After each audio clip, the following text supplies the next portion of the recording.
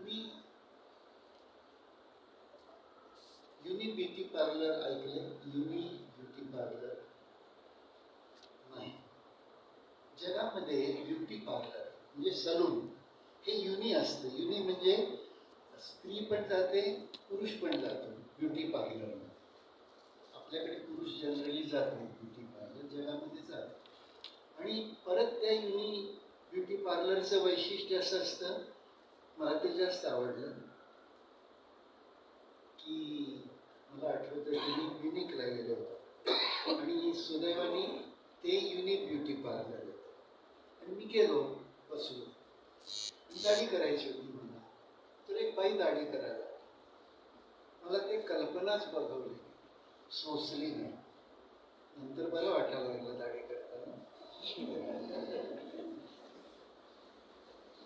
मानसिकता मानसिकता पुढे पुढे मग मी युनिमध्ये जायला लागलो, सवय झाली, सवय होईल.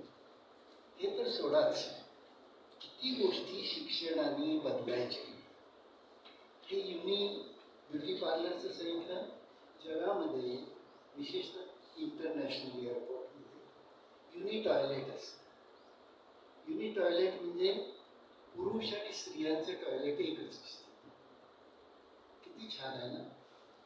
आपल्याला जाताच येणार नाही, कारण आपल्याला सवय आहे लेडीज टॉयलेट, जेंट्स टॉयलेट. जगाने भेद सगळीकडचे मिटवून टाकले. आपण सगळीकडे भेद घेऊ. शिक्षण हे भेद शिकवणार आहे का भेद मिटवणार आहे, याचा शोध अजून आपल्याला लागेल. मूलतः 21व्या शतकात जेव्हा आपण शिक्षणाचा विचार करतो, तेव्हा शिक्षणाची मूळ संकल्पना भेदातीत मानव समुदाय निर्माण करणे. तुम्ही जगामध्ये घर, आपलं घर हे भेदाची जननी आहे.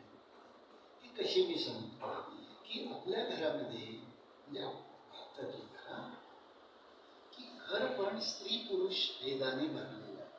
म्हणजे असं कधी दिसतं का की घरामध्ये डॉक्टर लवटे चहा करायला लागले आणि बायकोला द्यायला लागले, की लवटेसर पोळ्या लाटायला लागली आणि बायको भाजायला लागलेली आहे? असं रम्य दृश्य आपल्याला कधी दिसतं का आपल्या घरात? जगामध्ये सर्रास आहे. हे तर सोडाच की तुमच्या घरी पाहुणा येतो, पाहुण्याला तुम्ही काम लावता का? पण जगामध्ये मी ज्या दिवशी